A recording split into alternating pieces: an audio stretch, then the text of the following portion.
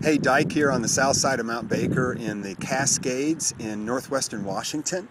And I've got a quick business principle for you that I had to learn sort of the hard way. Glad I learned it.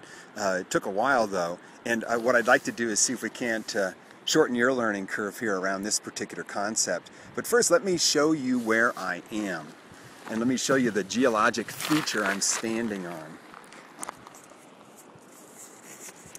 So there's my feet, standing here on this ridge of earth that drops off here to the left into a wide rubbly valley, and then there's another nearly vertical wall on the other side that you see. It's as if something has come through here and gouged out this chunk of land, shoving things off to the side, billions of pounds of dirt and rock. Wonder what did that. And that brings me to the concept for today, and the concept is the concept of focus. So I used to be a family practice doctor, and as a family practice doctor, what we did was a little bit of everything. You never knew what was behind the next door. And so you got really good at having multiple things going on at once, multiple different types of cases, 4 or 5 patients at a time. And over time I got really used to that being a way of life. But when I became an entrepreneur, I had the same habits. I would always have multiple projects going at once, and it never did really serve me because it was unfocused. But I did it for a couple of reasons. First, I had convinced myself that it was a sign of my superior creativity, and I thought it was a good thing. At least I could, convince myself in my weaker moments that that was true. And secondly, I really had a core faith that success was a matter of luck. People who were successful, I had seen what I thought were strings of just meaningless acts of luck that propelled them into financial success. So I never had faith that I could do what I was passionate about, do what I really loved, and that it would work out for me. So I always threw multiple things up against the wall. I almost had multiple irons in the fire, hoping that one of them would work out. So what I learned was I really can be successful doing the one thing that I'm passionate about and developing focus.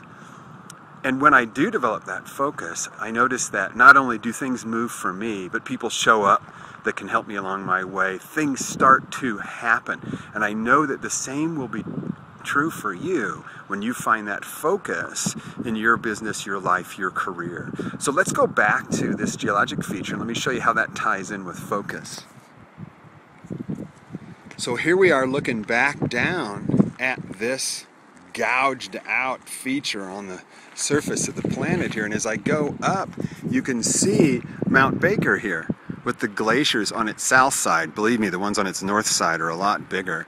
And that glacier that's just sticking its tongue out at you right there, that's called the Coleman Glacier. Well, at one point that glacier had focused trillions and trillions of pounds of ice down this particular valley, and as its focus pushed on the rocks, it shoved everything to the side and down the nose and gouged out this valley. All these walls of rock on the side are called lateral moraines, and this is one of the finest example of lateral moraines in the lower 48 states. It's just gorgeous.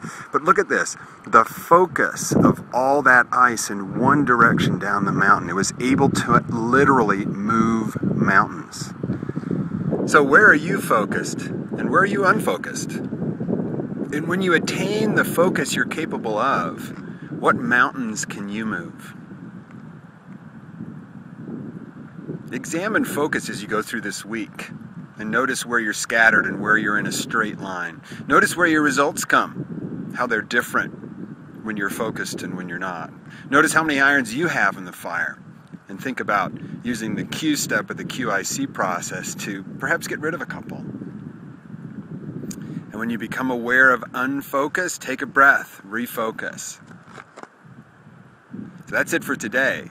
And here's one more look at what the focused power of a glacier can do down the side of a mountain. Move the earth itself.